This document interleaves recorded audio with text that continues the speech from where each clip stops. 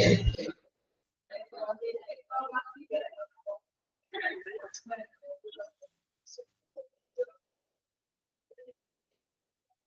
morning, all.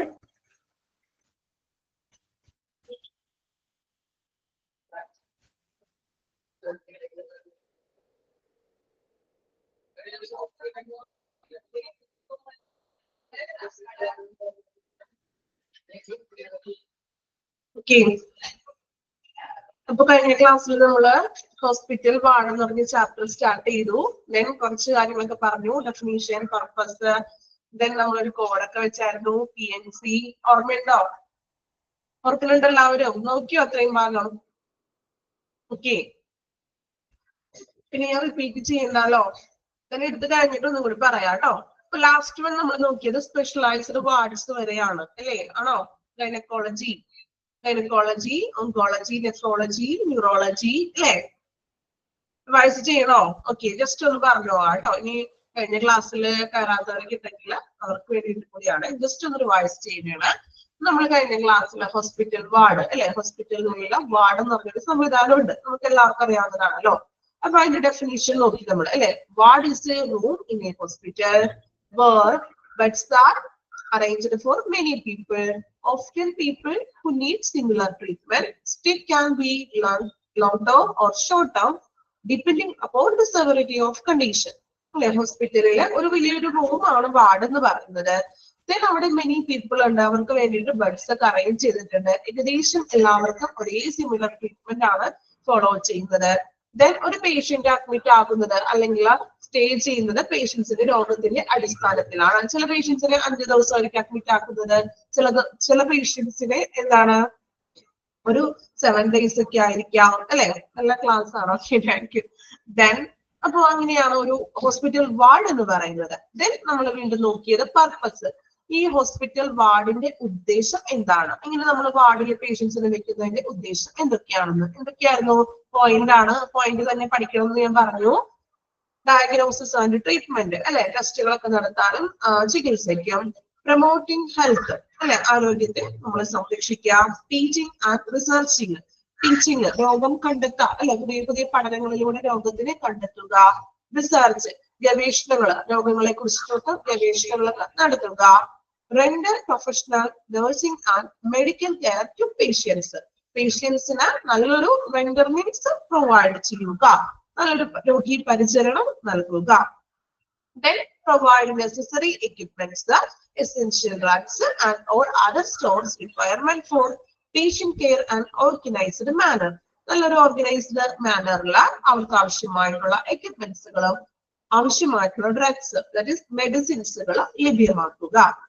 Okay. Then നമ്മൾ വീണ്ടും പറഞ്ഞത് ഒരു വാർഡിലെ സ്പേസ് എന്ന് പറഞ്ഞിട്ടുണ്ടെങ്കിൽ 3 സ്പേസ് ആണുള്ളത് അല്ലെ. എന്തൊക്കെയായിരുന്നു? നമ്മളൊരു കോഡ് വെച്ച് പറഞ്ഞു, PNC. ഓർമ്മയുണ്ടോ? PNC കോഡൊക്കെ മറന്നുപോയി അടുത്ത ക്ലാസ്സിൽ വന്നപ്പോഴേക്കും. Okay, PNC patient, nurse and corridors. Okay.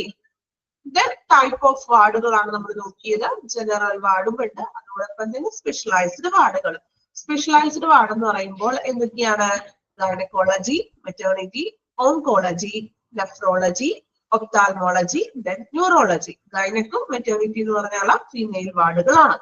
Then oncology especially for cancer patients. Nephrology എന്ന് പറയുന്നത് ഡയാലിസിസ് കിഡ്നി പേഷ്യൻസ് ആണ്. ന്യൂറോളജി എന്ന് പറഞ്ഞിട്ടുണ്ടെങ്കിൽ നെർവസ് സിസ്റ്റത്തിന്റെ പേഷ്യൻസുകളാണ്. Ophthalmology related to eye patients. Okay, clear ആണോ? അത്രയുമാണ് നമ്മൾ കഴിഞ്ഞ ക്ലാസ്സിൽ നിർത്തിയത്. അതുവരെ ഓക്കെ ആണോ? ഓക്കെ. ഇനി നെക്സ്റ്റ് നോക്കാം, മെയിൻ കോമ്പോണൻസ് ഓഫ് വാർഡ്. ഒരു വാർഡിലെ പ്രധാന ഘടകങ്ങൾ, കോമ്പോണൻസ് എന്ന് പറഞ്ഞാൽ ഘടകങ്ങളാണ് ഇനി നമ്മൾ നോക്കുന്നത്. മെയിൻ ആയിട്ടും 4 ഘടകങ്ങളാണ് നോക്കുന്നത്. ഓക്കെ, അപ്പൊ ബ്രാക്കറ്റിൽ ഓരോ ഘടകങ്ങളിലും ഇൻക്ലൂഡ് ചെയ്തിട്ടുള്ള കാര്യങ്ങളാണ് ബ്രാക്കറ്റിൽ പറയുന്നത്. ഫസ്റ്റ് നമുക്ക് ആ 4 ഘടകങ്ങൾ നോക്കാം. First one clinical area, then auxiliary area, ancillary area, sanitary area. 4 പേരുകൾ ആദ്യം പഠിക്കാം കേട്ടോ. എന്നിട്ട് അതിനുള്ളിലുള്ളത് ഏതൊക്കെയാണെന്ന് നമുക്ക് നോക്കാം. ഏതൊക്കെയായിരുന്നു? Clinical area, auxiliary, ancillary and sanitary area. Okay, നമുക്കിനി ഓരോ ഏരിയ നോക്കാലോ. Clinical area. ക്ലിനിക്കൽ എന്ന് പറയുമ്പോൾ എന്തുമായിട്ട് റിലേറ്റഡ് ആണ്? ആ പേര് കേൾക്കുമ്പോൾ തന്നെ നമുക്ക് എന്താണ് മനസ്സിലോട്ട് ആദ്യം വരിക? Clinical area. എന്താണ് ക്ലിനിക്കൽ ഏരിയ എന്ന് പറയുമ്പോൾ ഒന്നും മനസ്സിലേക്ക് വരുന്നില്ല. ക്ലിനിക്കൽ ഏരിയ എന്ന് പറഞ്ഞിട്ടുണ്ടെങ്കിൽ ചികിത്സാപരമായിട്ടുള്ളത് അല്ലെ, ട്രീറ്റ്മെന്റ് ബേസിസ് ആയിട്ടുള്ള ഏരിയ ആണ് അല്ലെ. BP എന്നാണോ ആദ്യം വരുന്നത്? ഓക്കെ, BP ആണ് അല്ലെ. അതായത് എന്താണ് ചികിത്സാപരമായിട്ടുള്ള ഏരിയകള്. അപ്പൊ അതിൽ ആരൊക്കെയാണ് ഇൻക്ലൂഡഡ് ആയിട്ടുള്ളത് നോക്കാം. Patient, nursing area, then nursing counter. ഈ മൂന്നെണ്ണമാണ് ക്ലിനിക്കൽ ഏരിയയിൽ ഇൻക്ലൂഡഡ് ആയിട്ടുള്ളത്. പേഷ്യന്റ് ഉണ്ട്, then nursing area. Nursing area എന്ന് പറയുന്നത് നഴ്സസിന്റെ പരമായിട്ടുള്ള എക്യുപ്മെന്റ്സുകൾ, അതായത് ഇപ്പോ എന്താണ് നമ്മൾ BP നോക്കുന്നതും ടെമ്പറേച്ചറൊക്കെ തെർമോമീറ്ററും അങ്ങനെ നഴ്സിംഗിന്റെ അവരുടെ എക്യുപ്മെന്റ്സുകളൊക്കെ വെക്കുന്ന ഒരു ഏരിയ, അതിനെയാണ് നമ്മൾ എന്ത് വിളിക്കുക? Nursing area. ഓക്കെ, ഡീറ്റെയിൽ ആയിട്ടൊന്നും പഠിക്കാനില്ല, ജസ്റ്റ് എന്തൊക്കെയാണ് ക്ലിനിക്കൽ ഏരിയയിൽ ഇൻക്ലൂഡഡ് ആയിട്ടുള്ളതെന്ന് മാത്രം പഠിക്കാനുള്ളൂ. Okay, patient, nursing area, then nursing counter. Nursing counter എന്ന് പറഞ്ഞാൽ എന്താണ്? നമ്മൾ പറഞ്ഞില്ലേ വാർഡിൽ കണ്ടില്ലേ നഴ്സിംഗ് കൗണ്ടർ ഉണ്ടാകുന്നത്. നഴ്സിംഗ് സ്പേസ് പറഞ്ഞില്ലേ, ഓർക്കുന്നുണ്ടോ? എന്താണ് നഴ്സിംഗ് സ്പേസ്? നമ്മൾ വാർഡിന്റെ ഉള്ളിലായിട്ട് ഒരു നഴ്സസ് ഇരിക്കുന്ന ഒരു ഏരിയ ഉണ്ട്. നമുക്ക് ഡൗട്ട് ഒക്കെ ഉണ്ടെങ്കിൽ അവരോട് പോയിട്ട് ചോദിക്കാന്ന് പറഞ്ഞു അല്ലെ. അത് തന്നെയാണ് നഴ്സിംഗ് കൗണ്ടർ എന്ന് പറയുന്നത്. ഓക്കെ, അപ്പൊ ക്ലിനിക്കൽ ഏരിയ ഫസ്റ്റ് നമ്മൾ പഠിച്ചു. ഏതൊക്കെയാണ്? പേഷ്യന്റ് വരും, nursing area, nursing counter. Okay, second one auxiliary area. Auxiliary means എന്താ? ഓക്സിലറി എന്ന് പറഞ്ഞാല് എവിടെയെങ്കിലും കേട്ടിട്ടുണ്ടോ? സഹായക അല്ലെ. നമ്മൾ ഇംഗ്ലീഷിൽ നിങ്ങൾ ഗ്രാമർ പഠിക്കുമ്പോൾ ചെറിയ ക്ലാസ്സിൽ പഠിച്ചിട്ടുണ്ടെന്ന് തോന്നുന്നു. കേട്ടിട്ടുണ്ടോ? ഓക്സിലറി വെർബ് എന്നൊക്കെ പഠിച്ചിട്ടുണ്ടോ ഇംഗ്ലീഷ് ക്ലാസ്സിൽ? ഓക്സിലറി വെർബ് ഓക്കെ, അതായത് സഹായക ക്രിയ. ഇവിടെയും അത് തന്നെയാണ്, സഹായം. അതായത് ചികിത്സാപരമായിട്ട് അതുമായിട്ട് റിലേറ്റഡ് ആയിട്ടുള്ള ഏരിയകൾ. നോക്കാം, നഴ്സസ് റൂം, ഡോക്ടേഴ്സ് റൂം, രണ്ടുപേരുടെ റൂമുകൾ മാത്രം. ഓക്കെ, നഴ്സസ് റൂമും ഡോക്ടേഴ്സ് റൂമും. മൂന്നാമതായിട്ട് പറയുന്നത് ആൻസിലറി ഏരിയ. ആൻസിലറി എന്ന് വെച്ചാൽ എന്താണ്? ഓക്സിലറി സഹായകമാണെന്ന് പറഞ്ഞു അല്ലെ. ആൻസിലറി അനുബന്ധം, അതിനോട് റിലേറ്റഡ് ആയിട്ടുള്ളത്. എന്തൊക്കെയാണ്? Pantry, day room, trolley bay. Pantry എന്ന് വെച്ചിട്ടുണ്ടെങ്കിൽ എന്താ? കോമൺ ആയിട്ട് പാൻട്രി എന്ന് വെച്ചിട്ടുണ്ടെങ്കിൽ മലയാളത്തിൽ എന്താ പറയാ? പാൻട്രി പാൻട്രി മീൻസ് കലവറ. അതായത് ഇവിടെ കലവറ എന്ന് പറഞ്ഞാൽ എന്തായിരിക്കും? ഹോസ്പിറ്റലിലെ പാത്രങ്ങളും മറ്റുമൊക്കെ വെക്കുന്ന ഒരു ഏരിയ. ഇപ്പൊ ട്രേസുകളൊക്കെ ഉണ്ടാവില്ലേ? ക്ലീനിങ് സപ്ലൈസുകളോ ട്രേകള് അല്ലെങ്കിൽ ബക്കറ്റ്സ് അങ്ങനെയുള്ള പാത്രങ്ങളൊക്കെ ഇല്ലേ, ഐറ്റംസ്. കൗണ്ടറും നഴ്സിംഗ് റൂം. കൗണ്ടറും റൂമൊന്നും ഏകദേശം സെയിം ആയിട്ട് വരും കേട്ടോ. നഴ്സസ് ഇരിക്കുന്ന ഒരു ഏരിയ ആണല്ലോ.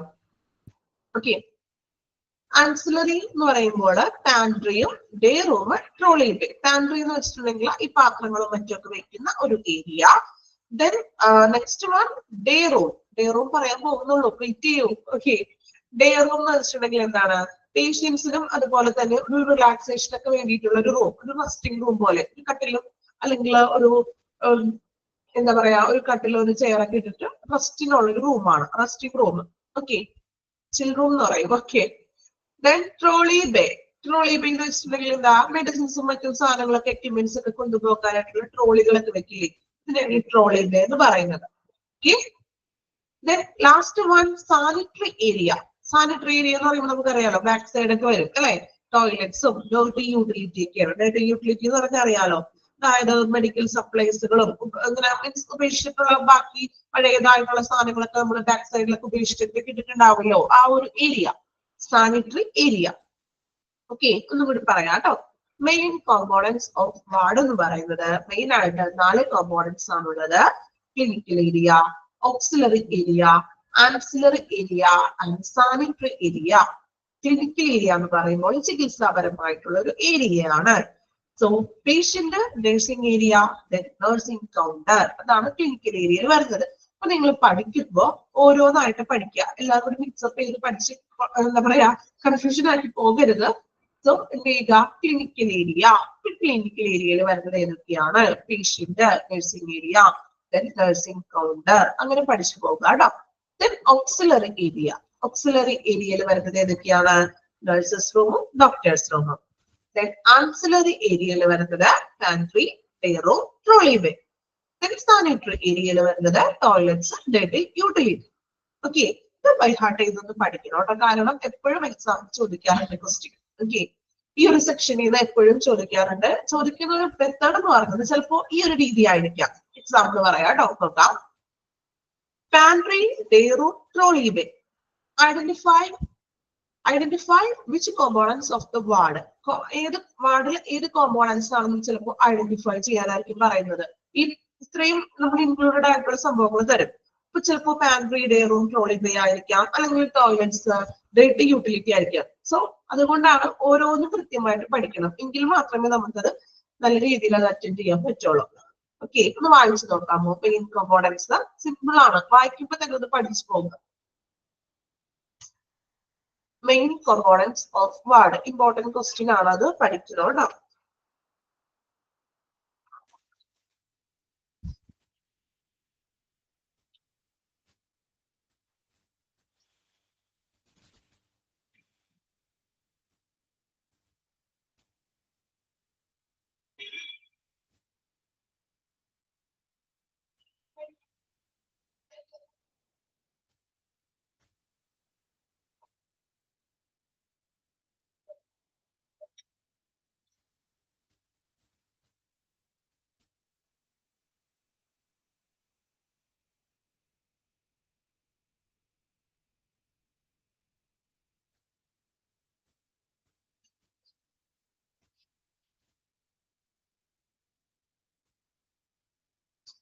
ഓക്കെ, കംപ്ലീറ്റ് ചെയ്തോ? കോമ്പോണൻസ് പഠിച്ചോ? കംപ്ലീറ്റ് ചെയ്തോന്നല്ല, പഠിച്ചോ? ഓക്കെ, ദെൻ നെക്സ്റ്റ് നമ്മൾ നോക്കുന്നത്, അപ്പൊ നമ്മൾ എന്താണ് ഒരു വാർഡ് എന്ന് കണ്ടു, ദെൻ വാർഡിലെ മെയിൻ കോമ്പോണൻസ് ഏതൊക്കെയാണെന്ന് കണ്ടു, ദെൻ സ്പെഷ്യലൈസ്ഡ് വാർഡുകൾ നോക്കി. സെറ്റ് ആണ്. Okay, okay. ദെൻ അടുത്തത് നെക്സ്റ്റ് നോക്കുന്നത് factors involve in good ward management. നല്ലൊരു വാർഡ് ആയിരിക്കണമെങ്കിൽ, അതായത് ഒരു ഹോസ്പിറ്റലിലെ നല്ലൊരു വാർഡ് ആയിരിക്കണമെങ്കിൽ അതിന് എന്തൊക്കെ ഫാക്ടേഴ്സ് വേണം? ഓക്കെ, അപ്പൊ അതിന് എന്തെല്ലാം കാര്യങ്ങളാണ് വേണ്ടതെന്നാണ് പറയുന്നത്. ജസ്റ്റ് പോയിന്റ് ആണ്, അതൊന്ന് നിങ്ങളുടേതായ രീതിയിൽ ഒന്ന് മനസ്സിലാക്കി വായിക്കാം കേട്ടോ. ഇത് ബൈ ഹാർട്ട് ചെയ്യാൻ പറ്റും, ചിലർക്ക് എല്ലാ പോയിന്റ്സ് നമുക്ക് ബൈ ഹാർട്ട് ചെയ്യാൻ ബുദ്ധിമുട്ടാണ് അല്ലേ, അപ്പൊ അത് മനസ്സിലാക്കി വായിക്കാം. Okay, first point, follow policies and protocols. നല്ലൊരു വാർഡ് ആയിരിക്കണമെങ്കിൽ പോളിസീസും പ്രോട്ടോകോൾസും ഒക്കെ ഫോളോ ചെയ്യണം. ഒരു വാർഡില് അതിനുള്ള പോളിസീസും അല്ലെ, നമ്മളുടെ ഇഷ്ടം പോലെ നമുക്ക് ചെയ്യാൻ പറ്റുള്ള കാര്യങ്ങളും ഇല്ല അല്ലെ, അപ്പൊ അവിടെ കുറച്ച് നയങ്ങളും നിയമങ്ങളൊക്കെ പാലിക്കേണ്ടതായിട്ട് വരുന്നു. സോ ഈ പോളിസീസും പ്രോട്ടോകോൾസും ഒക്കെ കൃത്യമായിട്ട് പാലിക്കുക. Second one, knowledge of all duties to be performed in the ward. വാർഡില് നമ്മൾ നിർവഹിക്കേണ്ട എല്ലാ ചുമതലകളെ കുറിച്ചും അറിവ് ഉണ്ടായിരിക്കണം, എങ്കിൽ മാത്രമേ നല്ലൊരു വാർഡ് നമുക്ക് ചെയ്യാനായിട്ട് ക്രിയേറ്റ് ചെയ്യാൻ പറ്റുള്ളൂ. അതായത് പെർഫോം ചെയ്യേണ്ടത് ഒരു നല്ലൊരു വാർഡില് നിർവഹിക്കേണ്ട കാര്യങ്ങളെ കുറിച്ചിട്ടുള്ള അറിവ് ഉണ്ടായിരിക്കണം. ഇന്ന കാര്യങ്ങൾ ചെയ്യണം, അല്ലെങ്കിൽ വാർഡിൽ നമ്മൾ പാലിക്കേണ്ട പോളിസിയുടെ റൂൾസ്, ഇതിനെല്ലാം കുറിച്ചും അറിവ് ഉണ്ടായിരിക്കണം. ദെൻ മൂന്നാമത്തെ point, a planned program for each day work. അല്ലെ, ഓരോ ദിവസത്തെ വർക്കിലും അന്നത്തെ ദിവസത്തെ പ്രോഗ്രാംസുകൾ പ്ലാനിനോടുകൂടി തന്നെ ചെയ്തിരിക്കണം. പ്ലാൻ ചെയ്തിരിക്കണമെന്ന്, എല്ലാ ദിവസത്തെയും വർക്ക് തോന്നിയ പോലെ സ്റ്റാർട്ട് ചെയ്യുക അല്ലെങ്കിൽ അങ്ങനെയല്ല, മറിച്ച് എന്ത് വേണം? പ്ലാനഡ് ആയിരിക്കണം. ഓരോ ദിവസത്തെ പ്രവർത്തനങ്ങളും മുൻകൂട്ടി പ്ലാൻ ചെയ്തിരിക്കുക. ഓക്കെ, ദെൻ നാലാമത്തെ point, beginning the day on time. നമ്മൾ ഒരു ദിവസം സ്റ്റാർട്ട് ചെയ്യുന്നത് കറക്റ്റ് ടൈമിൽ തന്നെ ആയിരിക്കണം വർക്ക് സ്റ്റാർട്ട് ചെയ്യുവാൻ. അല്ലെങ്കിൽ ഇപ്പൊ ഹോസ്പിറ്റലില് സ്റ്റാർട്ട് ചെയ്യുന്ന ഒരു ടൈം ഉണ്ടല്ലോ, ആ കൃത്യസമയത്ത് തന്നെ വേണം എന്ത് ചെയ്യാൻ? ആ വർക്ക് അവരുടെ സ്റ്റാർട്ട് ചെയ്യുവാൻ. ദെൻ അഞ്ചാമത്തെ point, preventing interruptions, establishment of ward routine. അതായത് വാർഡിലെ പ്രവർത്തനങ്ങളെ ഇന്ററപ്റ്റ് ചെയ്യാന്ന് വെച്ചാൽ എന്താണ്? ഇന്ററപ്ഷൻസ് മീൻസ്, ഇന്ററപ്ഷൻ മീനിങ് എന്താ? ഇവിടെ ഇംഗ്ലീഷ് പഠിച്ചാരില്ല, ഇംഗ്ലീഷുകാരൊന്നുമില്ല. തടസ്സങ്ങള് അല്ലെ, അതായത് വാർഡിലെ പ്രവർത്തനങ്ങളെ തടസ്സപ്പെടുത്തുന്ന എന്തെങ്കിലും പ്രവർത്തനങ്ങളൊക്കെ ഉണ്ടെങ്കിൽ അതിനെല്ലാം തടയുക, അതൊക്കെ നീക്കം ചെയ്തിട്ട് നല്ല രീതിക്ക് മുന്നോട്ട് കൊണ്ടുവരിക പ്രവർത്തനങ്ങൾ. Use of democratic methods in establishment of ward policy. വാർഡിലെ നയങ്ങൾ സ്ഥാപിക്കുമ്പോൾ അല്ലെ, നമുക്കറിയാം വാർഡ് നയം സ്ഥാപിക്കുന്നതിന് ഒരു ഡെമോക്രാറ്റിക് ആയിട്ടുള്ള മെത്തേഡ്സ് ഉപയോഗിക്കുക. എന്താ ഡെമോക്രാറ്റിക് മെത്തേഡ്സ് എന്ന് പറഞ്ഞാല്? എന്താ ഡെമോക്രസി? പഠിച്ചിട്ടുണ്ടോ? ചെറിയ ക്ലാസ്സിലൊക്കെ സോഷ്യൽ സ്റ്റഡീസിലൊക്കെ പഠിച്ചിട്ടുണ്ടാവുമല്ലോ ഡെമോക്രസി. ഡെമോക്രസി മീൻസ് എന്താണ് ഡെമോക്രസി? പഴയ കാര്യങ്ങളൊക്കെ ഒന്ന് ഓർത്തെടുക്കാട്ടോ. ജനാധിപത്യമാണ്. ഓക്കെ, എന്താണ് ജനാധിപത്യം എന്ന് പറയുന്നത്? അവിടെ റോൾ ആർക്കാണ്? ജനാധിപത്യമാണ്. ഓക്കെ, ജനങ്ങൾക്കാണ് അല്ലെ? അതായത് പബ്ലിക്കിന് കുറച്ച് ഇമ്പോർട്ടൻസ് കൊടുക്കുക അല്ലെ? Of the people, by the people, for the people അല്ലെ? പഠിച്ചിട്ടില്ലേ? കുറച്ച് ആരും പറഞ്ഞല്ലോ. ആൽബിൻ ഫോർ ദ പീപ്പിൾ ഓർമ്മ വന്നു അല്ലെ? Okay, for the people, of the people, by the people അല്ലെ? അങ്ങനെയാണ്, പീപ്പിളിന് വേണ്ടിയിട്ടാണ്. അത് തന്നെയാണ് ഇവിടെ പറയുന്നത്. ഡെമോക്രാറ്റിക് മെത്തേഡ്സ് കൊണ്ടുവരിക അത് പോളിസിയിൽ. ഓക്കെ, അബ്രഹാം ലിങ്കൻ സോഷ്യൽ സ്റ്റഡീസിലോട്ട് പോയോ എല്ലാവരും? ഓക്കെ, അപ്പോ ജനങ്ങൾക്ക് വേണ്ടി, പബ്ലിക്കിന് വേണ്ടിയിട്ടായിട്ടുള്ള കുറച്ച് പോളിസികൾ വേണം നമ്മൾ എസ്റ്റാബ്ലിഷ്മെന്റ് ചെയ്യുവാൻ. അടുത്ത point, orientation of new staff members. പുതിയ സ്റ്റാഫ് മെമ്പേഴ്സുകളെയൊക്കെ ഓറിയന്റ് ചെയ്യുക, പരിഷ്കരിക്കുക, പുതിയ സ്റ്റാഫുകളെയൊക്കെ തിരഞ്ഞെടുക്കുക. ഓക്കെ, 6 പോയിന്റ് വായിച്ച് അതുവരെ ഒന്ന് വായിച്ചു നോക്കാമോ? എന്നിട്ട് അതിൽ എന്തെങ്കിലും ഡൗട്ട്സ് ഉണ്ടെങ്കിൽ ചോദിക്കുക, എന്നിട്ട് നെക്സ്റ്റ് പോയിന്റ് പറയാം. ഒരുമിച്ച് എല്ലാം കൂടി വായിക്കണ്ടല്ലോ. ഓറിയന്റേഷൻ പറയാനിട്ട് നമ്മള് പറഞ്ഞു നിർത്തിയത് ഓറിയന്റേഷൻ. അവിടെ വരെ വായിച്ചു നോക്കി.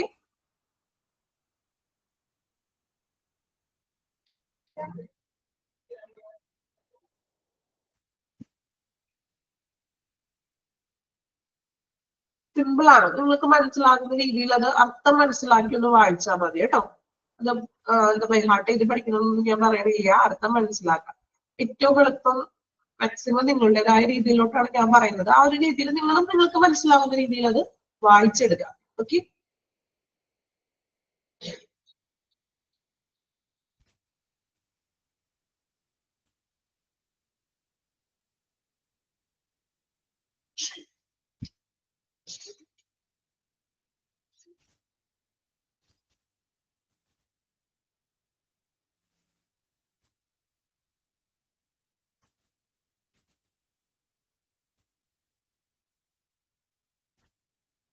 പോളിസി എന്ന് പറഞ്ഞിട്ടുണ്ടെങ്കിൽ അതായത് നമ്മൾ വാർഡിൽ പാലിക്കേണ്ട കുറച്ച് നയങ്ങളൊക്കെ കൊണ്ടുവരില്ലേ? ഇപ്പൊ ഒരു വാർഡിലാണെങ്കിൽ ഇപ്പൊ വിസിറ്റിംഗ് ടൈം നമുക്ക് ഇഷ്ടം പോലെയാണോ വിസിറ്റ് ചെയ്യുന്നത്? അല്ല, അതിനൊരു വിസിറ്റിംഗ് പാസും കാര്യങ്ങളൊക്കെ നമ്മൾ അലൗഡ് ചെയ്യും. അങ്ങനെയുള്ള കുറച്ച് പോളിസികൾ, നയങ്ങൾ കൊണ്ടുവരിക. ഓക്കെ, അതാണ് നമ്മുടെ പോളിസി ഉദ്ദേശിക്കുന്നത് കേട്ടോ.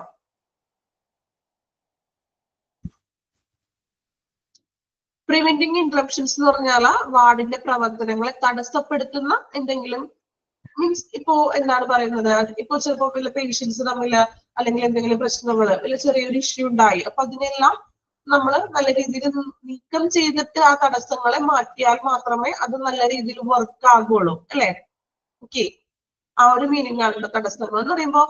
എന്താ തടസ്സങ്ങൾ എന്ന് വെച്ചാൽ, എക്സാമ്പിൾ ആണ് ഞാൻ പറയുന്നത്. ചിലപ്പോൾ എന്തെങ്കിലും ഒരു പ്രശ്നങ്ങൾ വന്നു, അല്ലെങ്കിൽ ചിലപ്പോൾ രോഗിക്ക് എന്തെങ്കിലും ബുദ്ധിമുട്ടുകളോ അങ്ങനെയൊക്കെ ഉണ്ടെങ്കിൽ അതിനെല്ലാം നമ്മൾ ഓവർകം ചെയ്യാം. ഇത് ഡീറ്റെയിൽ ആയിട്ടൊന്നും പോകേണ്ട ആവശ്യമില്ല. നിങ്ങൾ ആ പോയിന്റ് മാത്രം നോക്കിയാൽ മതി കേട്ടോ. ഒരുപാടൊന്നും ഡീറ്റെയിൽ ചോദിക്കുക. നമുക്ക് തന്നിരിക്കുന്ന എക്സാക്ട് പോയിന്റ് ആണല്ലോ, മാക്സിമം ഷോർട്ട് ചെയ്തിട്ടാണ് തന്നിരിക്കുന്നത്. ഓക്കെ,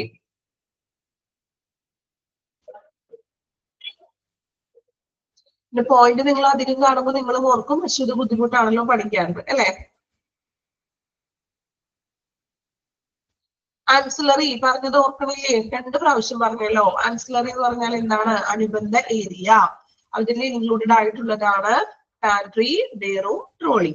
പാൻട്രി എന്ന് വെച്ചിട്ടുണ്ടെങ്കിൽ പാത്രങ്ങളും മറ്റും വെക്കുന്ന ഒരിടമാണ്. ഡേ റൂം എന്ന് വെച്ചിട്ടുണ്ടെങ്കിൽ റെസ്റ്റ് എടുക്കുന്ന ഒരു പ്ലേസ്. ദെൻ മെഡിസിൻസും മറ്റു എക്യുപ്മെന്റ്സും ഒക്കെ കൊണ്ടുപോകുന്ന ട്രോളിയൊക്കെ വെക്കുന്ന ട്രോളി ബേ.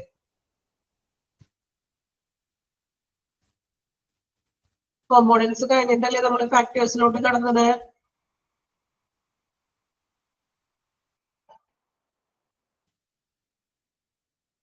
ഓക്കെ, ഞാൻ വായിക്കാം. ഓക്കെ ആണോ? ക്ലിയർ കട്ടായി പോയി. ഓക്കെ, അത് ഞാൻ ചോദിച്ചത്. നമ്മൾ റിപ്പീറ്റ് ചെയ്തല്ലോ. എനിക്ക് മനസ്സിലാവാത്ത ഞാൻ അതുകൊണ്ടാണ് ഇടക്കിടക്ക് ഓക്കെ ആണോ എന്ന് ചോദിക്കുന്നത്. നിങ്ങൾക്കത് ബോറിംഗ് ആണെന്ന് എനിക്കറിയാം, എങ്കിലും ക്ലിയർ ആണോ എന്ന് അറിയാൻ വേണ്ടിയിട്ടാണ് ഇടക്കിടക്ക് ഞാൻ ചോദിച്ചിട്ട് വായിപ്പിക്കുന്നത്. ഓക്കെ, അതിന്റെ ഇടയിൽ ചിലപ്പോൾ നിങ്ങൾ മെസ്സേജ് അയക്കുമ്പോഴേ എല്ലാ മെസ്സേജും ചിലപ്പോൾ റിപ്ലൈ തരാൻ പറ്റില്ല. കാരണം ഞാൻ ആ വായിക്കുന്നതിൽ അല്ലെങ്കിൽ പറയുന്നതിന്റെ ഫ്ലോ അങ്ങോട്ട് പോകും. ഓക്കെ, അതുകൊണ്ടാണ് കേട്ടോ. ഇമ്പോർട്ടന്റ് ആയിട്ട് ഞാൻ നോക്കാറുണ്ട് മാക്സിമം നിങ്ങൾക്ക് ഞാൻ റിപ്ലൈ തരുന്നുണ്ട്, എങ്കിലും ചിലപ്പോൾ ഞാൻ വിട്ടുപോകും. ഓക്കെ, അടുത്ത പോയിന്റ് നോക്കാം കേട്ടോ. അപ്പൊ ഇവിടെ വരെ നമ്മൾ നോക്കി orientation of new staff members വരെ പറഞ്ഞു. ഇനി നെക്സ്റ്റ് നോക്കാം, മെയിൻ്റനൻസ് ഓഫ് സ്യൂട്ടബിൾ എൻവയോൺമെന്റ് അല്ലെ. അതായത് അനുയോജ്യമായിട്ടുള്ള ഒരു പരിസ്ഥിതി പാലനം നമ്മൾ മെയിൻറ്റെയിൻ ചെയ്യുക അല്ലെ. അതായത് എൻവയോൺമെന്റിനെ കൂടി, അതായത് വേസ്റ്റുകളും മറ്റുമൊക്കെ ഇടാതെ നമുക്കൊരു പരിസ്ഥിതിക്ക് അനുയോജ്യമായിട്ടുള്ള രീതിയിൽ മെയിൻറ്റെയിൻ ചെയ്ത് പോവുക. Provision of supplies and equipment for efficient work, കാര്യക്ഷമമായിട്ടുള്ള ഒരു വർക്ക് നടക്കുന്നതിന് വേണ്ടി അവിടേക്ക് ആവശ്യമായിട്ടുള്ള എക്യുപ്മെന്റ്സുകളും മറ്റു സപ്ലൈസുകളും മറ്റു വസ്തുക്കളൊക്കെ എത്തിക്കുക. വാർഡിലേക്ക് ആവശ്യമായിട്ടുള്ള എക്യുപ്മെന്റുകളും സപ്ലൈ ചെയ്യുക. മറ്റ് സപ്ലൈസ് എന്ന് വെച്ചിട്ടുണ്ടെങ്കിൽ ചിലപ്പോൾ ബെഡ്ഷീറ്റുകളോ പില്ലോ കവർ അങ്ങനെയുള്ള മീൻസ് മറ്റു സാധനങ്ങളൊക്കെ ഉണ്ടല്ലോ, അത് പ്രൊവൈഡ് ചെയ്യുക. Then clear cut doctors and nurses orders, ഡോക്ടർമാരുടെയും നഴ്സുമാരുടെയും ഓർഡറുകൾ കൃത്യമായിരിക്കണം, ക്ലിയർ കട്ട് ആയിരിക്കണം. ഇപ്പോ പേഷ്യന്റിനോട് ഇന്ന മെഡിസിൻസിന്റെ കാര്യമോ ട്രീറ്റ്മെന്റ് പരമായിട്ടുള്ള കാര്യങ്ങളോ പറയുമ്പോൾ അത് വ്യക്തമായിരിക്കണം. ഡോക്ടേഴ്സ് ആയാലും നഴ്സസും പറയുമ്പോൾ അത് കൃത്യമായിരിക്കണം.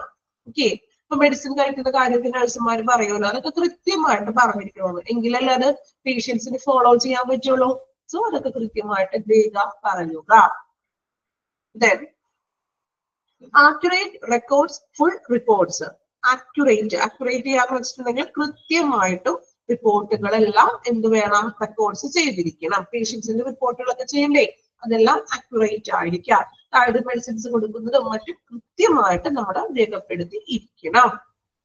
Maintenance of high morale among all staff members, എല്ലാ സ്റ്റാഫ് മെമ്പേഴ്സിനും ഒരു ഹൈ മൊറൈൽ, എന്താ മൊറൈൽ എന്ന് വെച്ചിട്ടുണ്ടെങ്കിൽ ഒരു മനോവീര്യം കൊടുക്കുക. അതായത് വർക്ക് ചെയ്യാനായിട്ട് അവരുടെ പ്രവർത്തനത്തില് അവർക്കൊരു എന്താ മോട്ടിവേഷൻ എന്ന് പറയില്ലേ, മോട്ടിവേഷൻസ് കൊടുക്കുക സ്റ്റാഫുകൾക്ക്, എങ്കിലെല്ലാം അവർക്ക് വർക്ക് ചെയ്യാനായിട്ടുള്ള ഒരു സ്ട്രെങ്ത് കിട്ടുള്ളൂ. അപ്പൊ അതിന് വേണ്ടിയിട്ട് എന്ത് ചെയ്യുക, മോട്ടിവേഷൻസ് കൊടുക്കുക.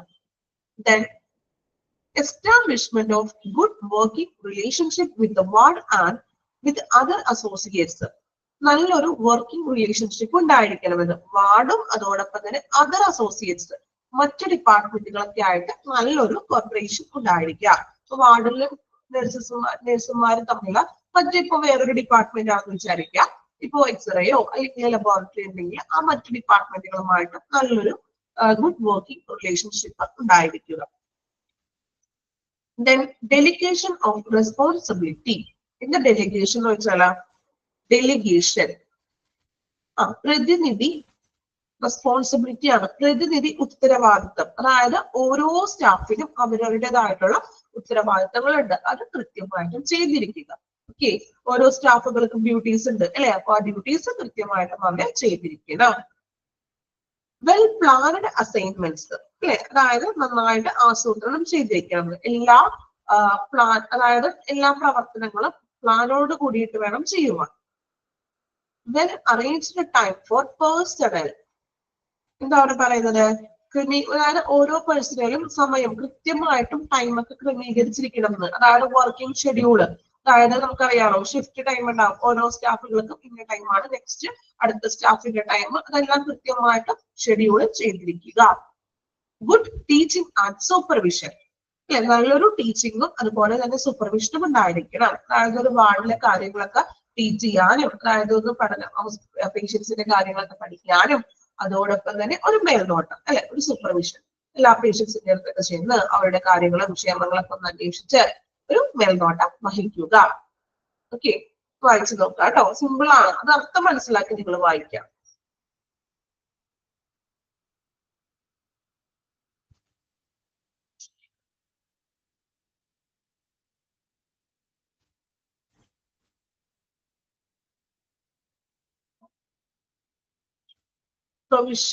പ്രൊവിഷൻ ഓഫ് സപ്ലൈസ്, അതായത് കാര്യക്ഷമമായിട്ട് നല്ലൊരു പ്രവർത്തനം വാർഡിൽ നടക്കുവാൻ വേണ്ടി അവിടേക്ക് ആവശ്യമായിട്ടുള്ള എക്യുപ്മെന്റ്സുകളും സപ്ലൈസ് സാധനങ്ങളൊക്കെ, ഇപ്പോ ബെഡ്ഷീറ്റ് പില്ലോ കവർ അല്ലെങ്കിൽ മറ്റ് ആവശ്യമായിട്ടുള്ള വസ്തുക്കളൊക്കെ പ്രൊവൈഡ് ചെയ്യുകയാണ് വാർഡിലേക്ക്.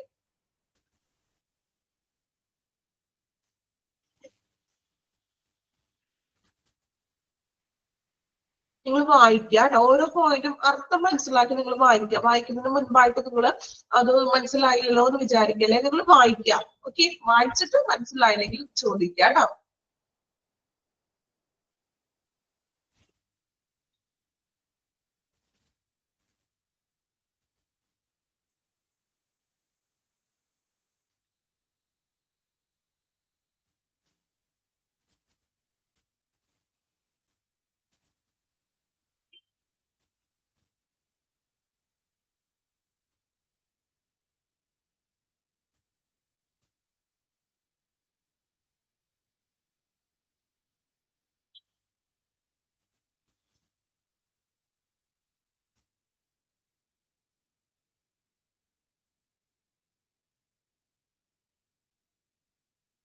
ഓക്കെ, കംപ്ലീറ്റ് ചെയ്തോ? Factors involved in good what management.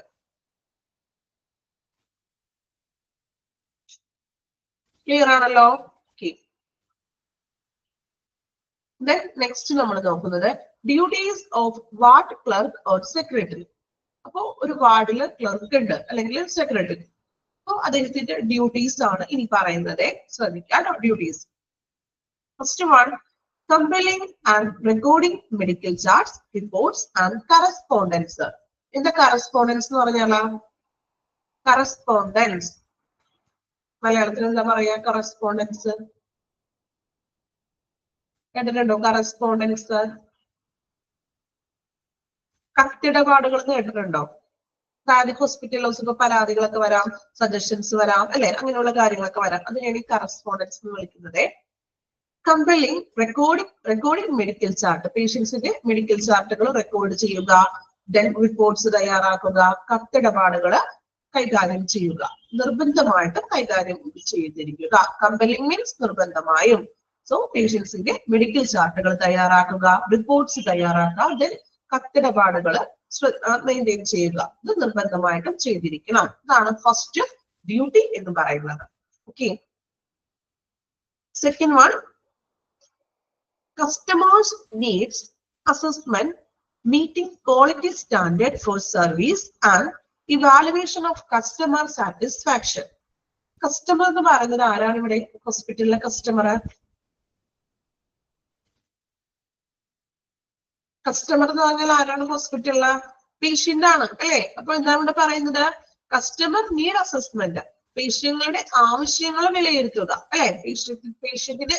പേഷ്യന്റിന് എന്തൊക്കെയാണോ നീഡ്സ് അതിനെ നമ്മൾ മനസ്സിലാക്കുക, വിലയിരുത്തുക. Meeting quality standard for service, അല്ലെ?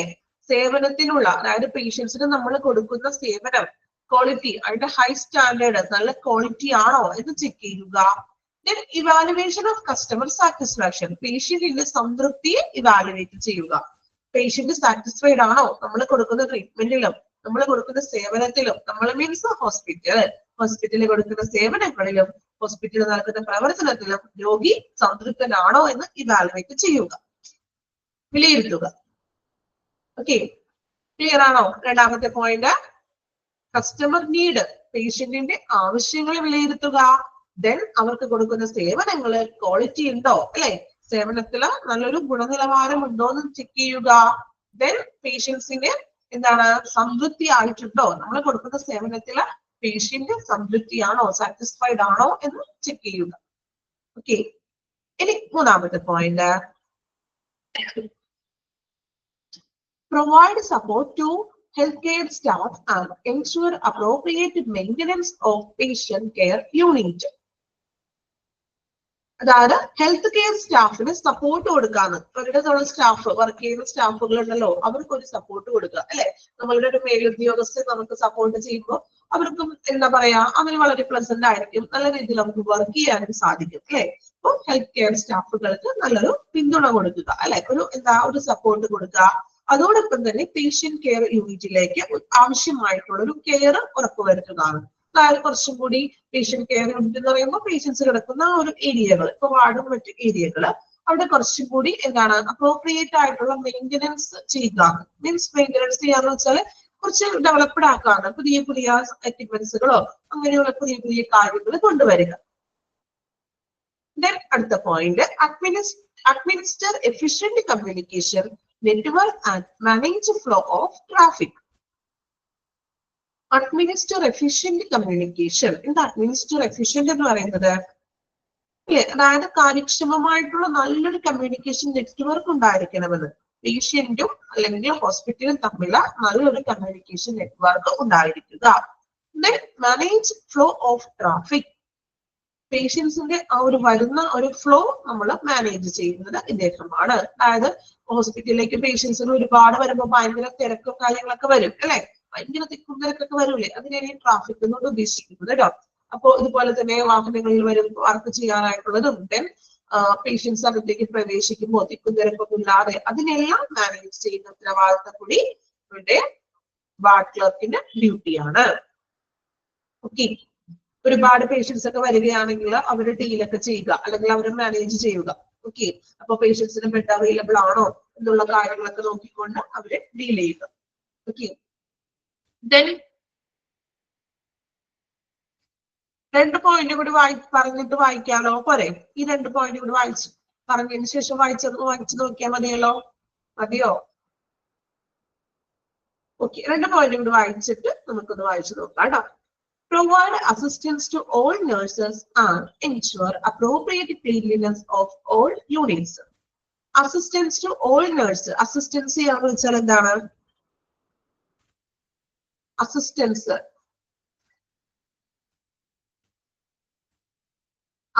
എന്ന് വെച്ചാൽ എന്താ അസിസ്റ്റൻസ്? അതായത് നഴ്സസിന് ഒരു അസിസ്റ്റന്റ് ആകാണ്, ഒരു സഹായം നൽകുക. ഇപ്പോ എന്തെങ്കിലും അവരുടെ ഡ്യൂട്ടി എന്തെങ്കിലും ഒക്കെ ഉണ്ടെങ്കിൽ അവരെ ഒന്ന് ഹെൽപ്പ് ചെയ്യുക. Then appropriate cleanliness of all units. അല്ലെ, അതായത് എന്താണ്? യൂണിറ്റ്സ്, എല്ലാ യൂണിറ്റ്സുകളും ക്ലീൻ ആണെന്ന്, ശുചിത്വം ആയിരിക്കണം. ഓക്കെ, അതായത് വാർഡിലുള്ള എല്ലാ മേഖലകളും എല്ലാ ഏരിയകളും ടോയ്ലറ്റ്സ് അടക്കം എല്ലാ യൂണിറ്റ്സുകളും ക്ലീൻ ആയിരിക്കുക. Okay, then maintain and update patient database on computers and notify nursing staff on all diagnosis. പേഷ്യൻസിന്റെ വിവരങ്ങൾ എല്ലാം കമ്പ്യൂട്ടറിലെ ഡാറ്റാബേസ് അപ്ഡേറ്റ് ചെയ്തിരിക്കണം.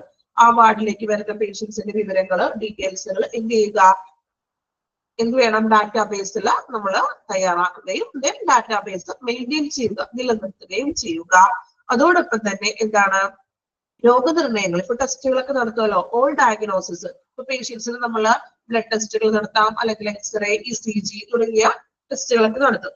സോ ഈ ടെസ്റ്റുകളെല്ലാം ഡയഗ്നോസിസ് നടത്തുന്നത്, ഈ ടെസ്റ്റുകൾ നടത്തുന്നത് സ്റ്റാഫിനെ അറിയിക്കുക. നോട്ടിഫൈ നഴ്സിംഗ് സ്റ്റാഫിനെ വിവരം അറിയിക്കുക.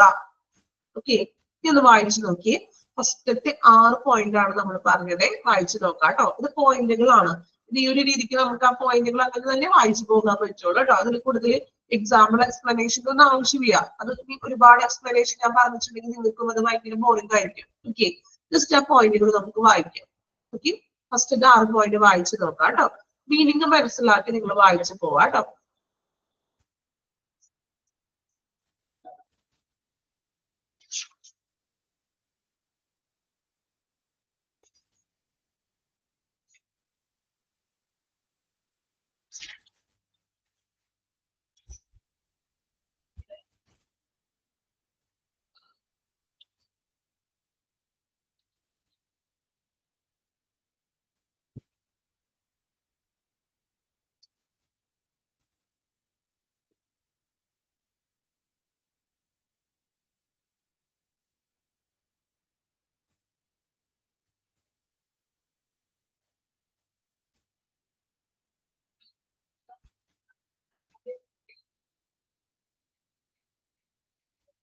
ഓക്കെ, കംപ്ലീറ്റ് ചെയ്തില്ലേ?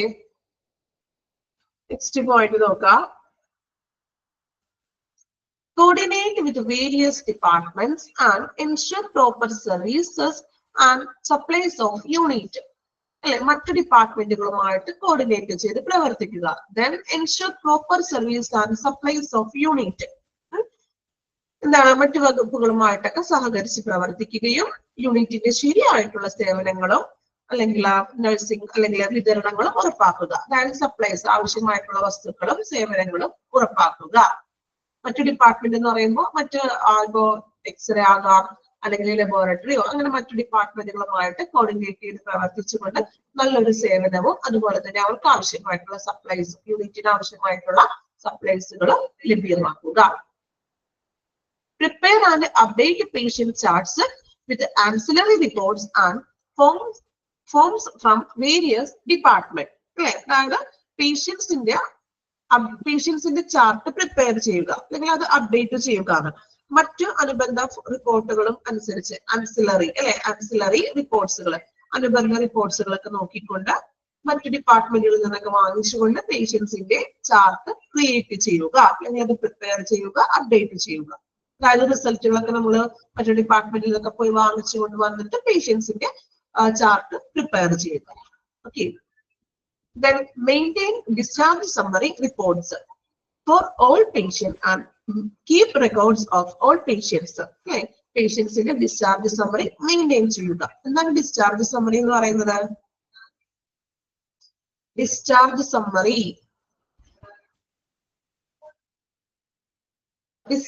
സമ്മറി എന്ന് പറയുന്നത് എന്താണ്? നമ്മൾ അഡ്മിറ്റഡ് ആയി കഴിഞ്ഞ് ഡിസ്ചാർജ് ആയി പോകുമ്പോൾ ചെറിയൊരു കാർഡ് പോലെ ഒരു സംഭവം തരും. ശ്രദ്ധിച്ചിട്ടുണ്ടോ നിങ്ങള്? ചെറിയൊരു കാർഡ് നമ്മൾ ശ്രദ്ധിച്ചിട്ടുണ്ടാവില്ല. ഈ കാർഡില് നമ്മൾ വീട്ടിലല്ലോ ഈ പഴയ വല്ല ഡിസ്ചാർജ് സമ്മറി ഇരിക്കുന്നുണ്ടെങ്കിൽ അത് ചെക്ക് ചെയ്ത് നോക്കണം കേട്ടോ. നമ്മൾക്ക് നോക്കാറില്ല, പക്ഷെ ഇനിയിപ്പോ നമുക്ക് പഠിക്കാനുണ്ട് അല്ലെ? അപ്പൊ നമ്മൾ ഇനി നോക്കണം കേട്ടോ. ഡീറ്റെയിൽസ് ഉണ്ടാകും അല്ലെ? ഡിസ്ചാർജ് ചെയ്ത് പോകുമ്പോഴാണ് നമുക്കിത് തരുന്നത്. ഫുൾ ഡീറ്റെയിൽ ഉണ്ടാവും. അതുവരെ കൊടുത്ത മെഡിസിൻസുകളുടെ ഡീറ്റെയിൽസ്, ട്രീറ്റ്മെന്റ്, ഇഞ്ചക്ഷൻസ് അല്ലെ, അങ്ങനെയുള്ള എല്ലാ വിവരങ്ങളും വിശദമായിട്ട് എഴുതിയിരുന്നതാണ് ഡിസ്ചാർജ് സമ്മറി. അടുത്ത ചാപ്റ്ററുകളിലൊക്കെ പഠിക്കാനുണ്ട്. So discharge summary maintain ചെയ്യുക. Then patient and keep records of all patients. Patientsന്റെ റെക്കോർഡുകൾ കീപ്പ് ചെയ്യുക. And send it medical records to MRD. MRD എന്ന് വെച്ചിട്ടുണ്ടെങ്കിൽ എന്താണ്? MRD full form medical MRD full form എന്താ? MRD medical record department. Okay, എഴുതി വെക്കാം കേട്ടോ. അറിയില്ലാത്തവർ എഴുതി വെക്കാം. Medical record department. ഓക്കെ. അപ്പോ പേഷ്യൻസിന്റെ ഡിസ്ചാർജ് സമ്മറി മെയിൻറ്റെയിൻ ചെയ്യാം. ദെൻ മെഡിക്കൽ റെക്കോർഡ്സ് MRDയിലോട്ട് after discharge of patient discharge ആകുമ്പോൾ എന്ത് ചെയ്യുക? ഈ മെഡിക്കൽ റെക്കോർഡ്സുകൾ MRDയിലോട്ട് അയക്കുക. ഓക്കെ, സെൻഡ് ചെയ്യുക. Then last administrator medical records for all physician and medical staff and maintain record of attendance. അല്ലെ? അതായത് എന്താണ്?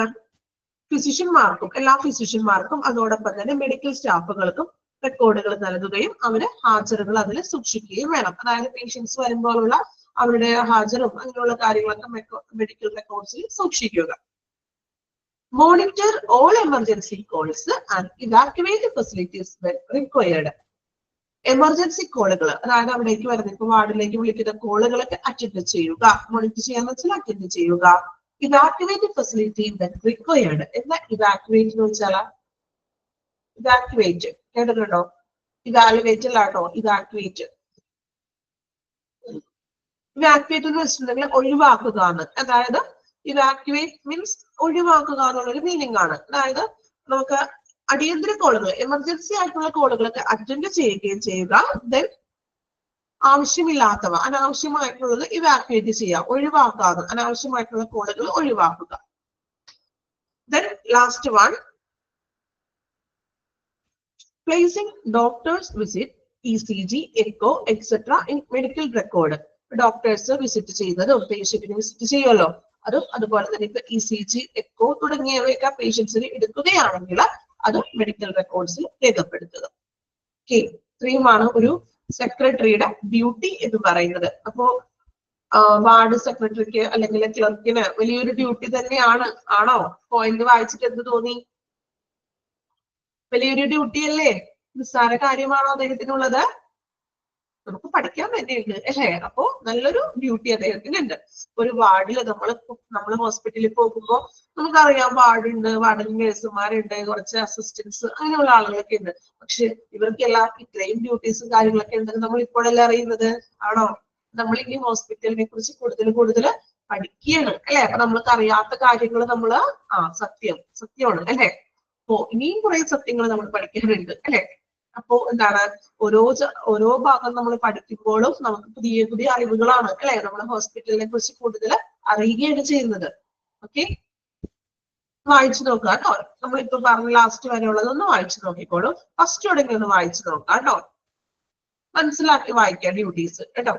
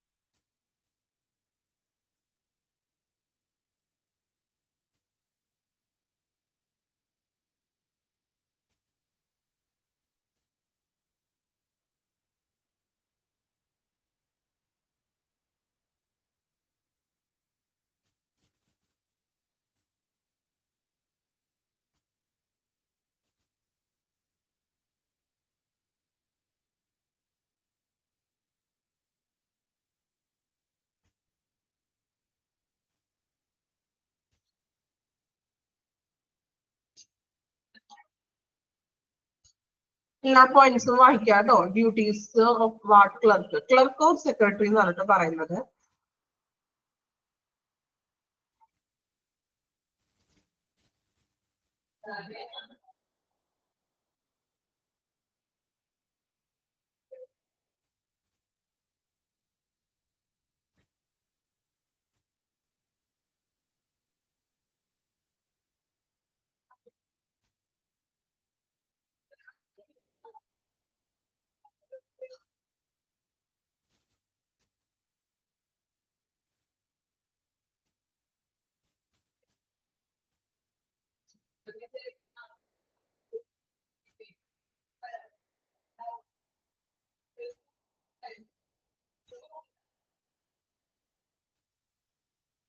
കംപ്ലീറ്റ് ചെയ്തോ?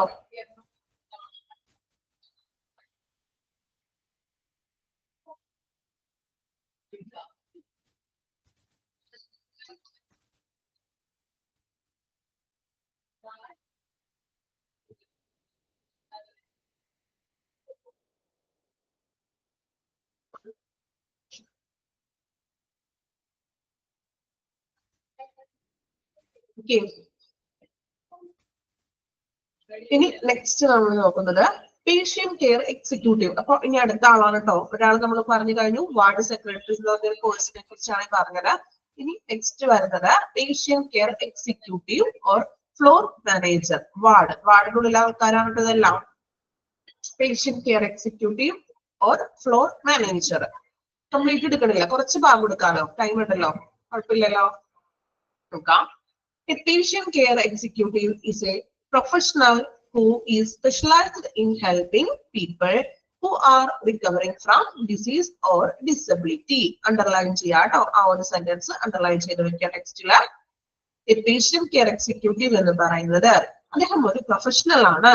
Who is specialized in helping people who are recovering from diseases or disability. Patient care executive എന്ന് പറയുന്നത് ഒരു professional ആയിട്ടുള്ള ഒരു വ്യക്തിയാണ്. അദ്ദേഹം സ്പെഷ്യലൈസ്ഡ് ആയിട്ടുള്ളത് പീപ്പിള്, അതായത് അസുഖം മാറിയിട്ടുള്ള അല്ലെ, ഡിസീസ്, റിക്കവറിങ് ഫ്രം ഡിസീസസ്, രോഗത്തിൽ നിന്നോ അല്ലെങ്കിൽ ഡിസബിലിറ്റി, വൈകല്യം അല്ലെ, വൈകല്യങ്ങളൊക്കെ ഉണ്ടല്ലോ. സോ രോഗത്തിൽ നിന്നോ വൈകല്യങ്ങളിൽ നിന്നോ സുഖം പ്രാപിക്കുന്ന അല്ലെങ്കിൽ റിക്കവർ ആകുന്ന ആളുകളെ സഹായിക്കുന്നതിൽ സ്പെഷ്യലൈസ്ഡ് ആയിട്ടുള്ള ഒരു വ്യക്തിയാണ് പേഷ്യന്റ് കെയർ എക്സിക്യൂട്ടീവ് എന്ന് പറയുന്നത്. അണ്ടർലൈൻ ചെയ്തോ എല്ലാവരും ടെക്സ്റ്റില്? അണ്ടർലൈൻ ചെയ്തോ? Okay. Then he or she, അത് he ആവാം she ആവാം അല്ലെ. He or she monitors the performance of patient care services. അദ്ദേഹം പേഷ്യന്റ് രോഗി പരിചരണ സേവനങ്ങൾ പെർഫോമൻസുകൾ മോണിറ്റർ ചെയ്യുന്നു. Compare it to government agency standards and make adjustment if necessary.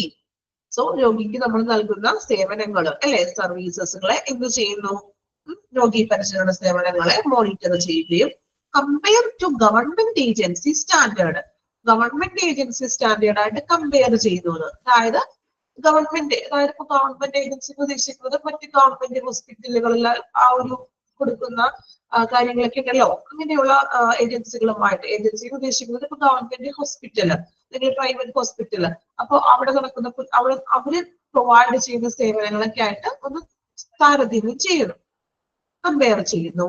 Then make adjustment if necessary. ഇനി നമ്മൾ കൊടുക്കുന്ന സേവനത്തിൽ എന്തെങ്കിലും പോരായ്മകളൊക്കെ ഉണ്ടെങ്കിൽ നമ്മൾ അതിൽ അഡ്ജസ്റ്റ്മെന്റ് ചെയ്ത് ആവശ്യമായിട്ടുള്ള സേവനങ്ങളും കൂടി പേഷ്യൻസിന് നൽകുന്നു. ഓക്കെ, മെയിൻ ആയിട്ട് പറയുകയാണെങ്കിൽ എന്താ പറയുന്നത്, recovering from diseases or disability, അതായത് ഒരു രോഗത്തിൽ നിന്നോ അല്ലെങ്കിൽ വൈകല്യത്തിൽ നിന്നോ റിക്കവറി ആകുന്ന ആളുകളെ ഹെൽപ്പ് ചെയ്യുന്ന ഒരു വ്യക്തിയാണ് പേഷ്യന്റ് കെയർ എക്സിക്യൂട്ടീവ് എന്ന് പറയുന്നത്. ഓക്കെ, അത്രയൊന്നും ആലോചിക്കാം.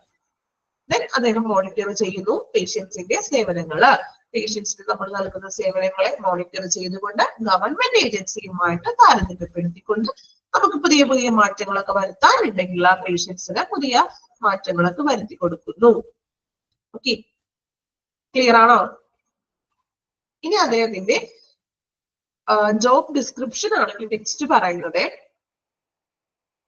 ഡ്യൂട്ടീസ്, റെസ്പോൺസിബിലിറ്റീസ് ആണ് അടുത്തത്. 6 പോയിന്റ് ആണ്. നമുക്ക് ഓരോ പോയിന്റും ജസ്റ്റ്, അതായത് ഫസ്റ്റ് പോയിന്റിൽ പറയുന്നത് ensure proper discipline of staff in wards and floors. ഒന്നാമത്തെ പോയിന്റ് മാത്രം ഒന്ന് പറഞ്ഞു വെക്കാം. ഓക്കെ, കുഴപ്പമില്ലല്ലോ, അതും കൂടി കേട്ടിരിക്കാലോ, പ്രോബ്ലം ഉണ്ടോ? ഫസ്റ്റ് പോയിന്റ് നോക്കാം കേട്ടോ. അപ്പൊ ഇനി അദ്ദേഹത്തിന്റെ ഡ്യൂട്ടീസ് അല്ലെങ്കിൽ ആ ജോലിയുടെ ഒരു വിവരണമാണ് പറയുന്നത്.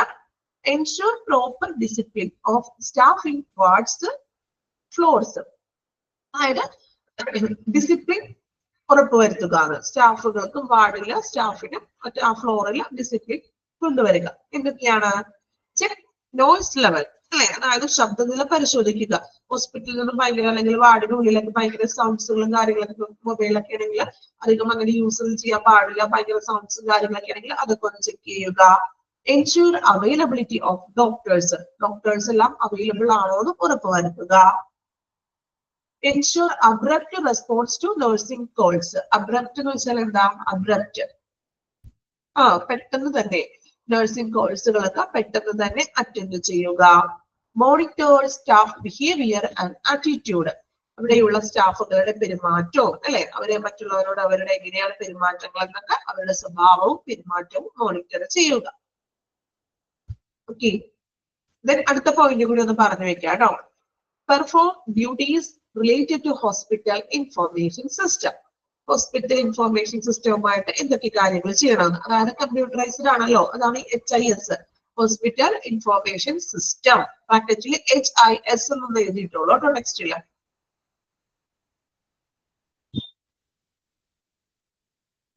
ഓക്കെ, അപ്പൊ ഹോസ്പിറ്റൽ ഇൻഫർമേഷൻ സിസ്റ്റത്തിൽ എന്തെല്ലാം കാര്യങ്ങൾ ചെയ്യണം? Make sure that new admission received in the system, പുതിയ അഡ്മിഷൻ വരുമ്പോൾ സിസ്റ്റത്തിൽ അപ്ഡേറ്റ് ചെയ്യുക. Ensure discharge are completed on time in the system. Discharge ആയി പോകുമ്പോൾ ആ ഡിസ്ചാർജിന്റെ ടൈമും കാര്യങ്ങളും അതിൽ അപ്ഡേറ്റ് ചെയ്തിരിക്കണം. Resolve issues related to bed management. Bed മാനേജ്മെന്റുമായിട്ട്, അതായത് വാർഡിൽ വരുമ്പോൾ പേഷ്യന്റിന് ബെഡ് അവൈലബിൾ ആണോ എന്നൊക്കെ നമ്മൾ ചെക്ക് ചെയ്യുമല്ലോ, എന്നിട്ടാണല്ലോ പേഷ്യൻസിനെ വാർഡിലേക്ക് കൊണ്ടുവരുന്നത്. സോ അതുമായിട്ട് എന്തെങ്കിലും ബെഡ് മാനേജ്മെന്റുമായിട്ട് റിലേറ്റഡ് ആയിട്ടുള്ള പ്രോബ്ലംസ് ഒക്കെ ഉണ്ടെങ്കിൽ അതൊന്ന് റിസോൾവ് ചെയ്ത് കൊടുക്കുക, പരിഹരിച്ച് കൊടുക്കുക. ഓക്കെ, ഇത്രയുമാണ് ഹോസ്പിറ്റൽ ഇൻഫോർമേഷൻ ആയിട്ട് റിലേറ്റ് ചെയ്ത് വരുന്ന പ്രശ്നം, അദ്ദേഹം ചെയ്യേണ്ട കാര്യങ്ങൾ. വായിച്ചു നോക്കാം കേട്ടോ. അത്രയും ഭാഗം ഒന്ന് വായിച്ചു നോക്കി. പേഷ്യന്റ് കെയർ എക്സിക്യൂട്ടീവ് ജോബ് ഡിസ്ക്രിപ്ഷൻസിൽ 2 പോയിന്റ് ആണ് പറഞ്ഞത്. ഇതുവരെ ഒന്ന് വായിച്ചു നോക്കാം.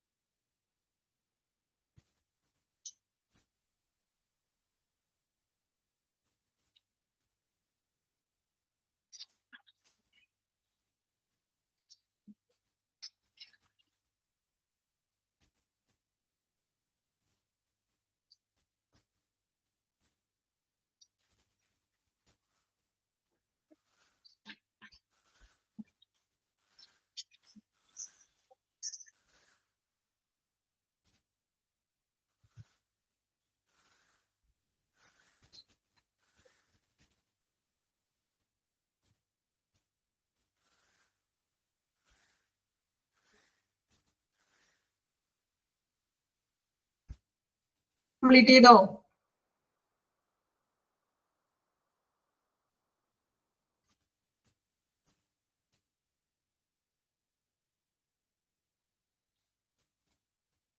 ഓക്കെ. ഇനി നെക്സ്റ്റ് ഡ്യൂട്ടീസ്, അദ്ദേഹത്തിന്റെ ജോബ് ഡിസ്ക്രിപ്ഷൻ തന്നെയാണ് കേട്ടോ അടുത്ത പോയിന്റിൽ വരുന്നത്. നമുക്ക് ഇനി നെക്സ്റ്റ് ക്ലാസ്സിൽ അടുത്ത പോയിന്റുകൾ പറയാം. ഇടുത്തത്രയും ക്ലിയർ ആണോ? ഓക്കെ ആണോ ക്ലാസ്? അപ്പൊ ഇനി നെക്സ്റ്റ് ഡേ ഇതുവരെ വായിച്ചിട്ട് വരിക കേട്ടോ, എങ്കിൽ നമുക്ക് കണ്ടിന്യൂഷൻ കിട്ടുള്ളൂ. ഇനിയിപ്പോ ക്ലാസ് ഒക്കെ മിസ്സായി പോയിട്ടുള്ളവരൊക്കെ ആണെങ്കിൽ മിസ്സായിട്ടുള്ള ക്ലാസ്സുകളൊക്കെ റെക്കോർഡ് ക്ലാസ്സുകളൊക്കെ കാണുക കേട്ടോ.